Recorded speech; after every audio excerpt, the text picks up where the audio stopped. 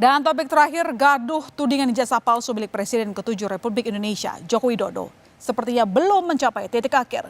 Bak drama laga, polemik ini justru tengah memasuki babak sengit, di mana Jokowi dan Roy Suryo CS saling beradu untuk membuktikan siapa yang benar. Gerakan ijazahnya terus diusik, Jokowi pun siap tempur dengan menyiapkan amunisi untuk melawan di meja hijau. Tak gentrar dengan layangan Jokowi, Roy Suryo CS juga siap menantang balik.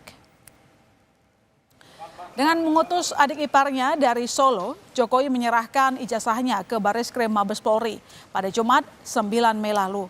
Dua ijazah Jokowi yang diserahkan meliputi ijazahnya saat di SMN 6 Solo dan saat lulus dari Fakultas Kehutanan Universitas Gadjah Mada.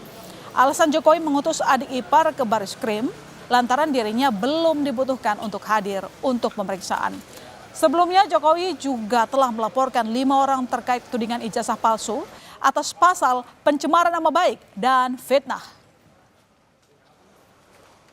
Menyerahkan, kalau memang saya dipanggil untuk mengklarifikasi hal-hal yang perlu diklarifikasi ya saya datang. Ini menyerahkan, tentu saja menyerahkan dokumen yang saat ini sangat penting ya. Saya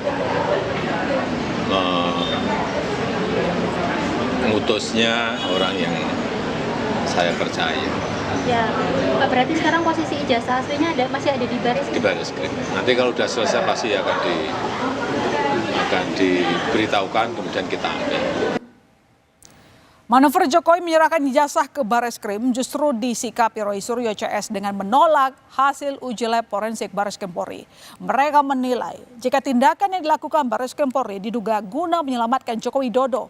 Pihak Roy Suryo mengatakan hanya akan menerima hasil uji laboratorium forensik Bareskrim Polri dengan syarat proses pengujian melibatkan berbagai pihak yang ahli dalam bidangnya. Sementara Kamis kemarin, saudara, Roy Suryo dan Tifauzia Tiasuma atau yang dikenal dengan Dr. Tifa memenuhi panggilan pemeriksaan di Polda Metro Jaya. Keduanya diperiksa untuk diminta klarifikasi dalam kasus dugaan ijazah palsu Presiden ke-7 Republik Indonesia, Joko Widodo. Dalam pemeriksaan ini, saudara, Roy dan Tifa menolak untuk menjawab beberapa pertanyaan dari penyidik lantaran dianggap tidak relevan dengan laporan Jokowi mengenai dugaan ijazah palsu. Tentang ada beberapa hal yang lain yang ditanyakan, apakah soal video begini, saya hanya jawab singkat saja. Apakah itu ada pada surat laporan tertanggal 26 Maret 2025. Ketika ditanyakan tidak terkait dengan itu, ya sudah. Jangan tanya saya yang tidak ada kaitannya dengan itu. Ya, jadi kalau sama tidak ada itu, jadi lokus dan tempusnya tidak sama dengan apa yang ada pada surat undangan, ya sudah. Menjadi objek perkara penanganan kasus ini adalah pernyataan yang mengandung fitnah dan pencemaran nama baik melalui media sosial atas tuduhan ijazah palsu S1 milik pelapor,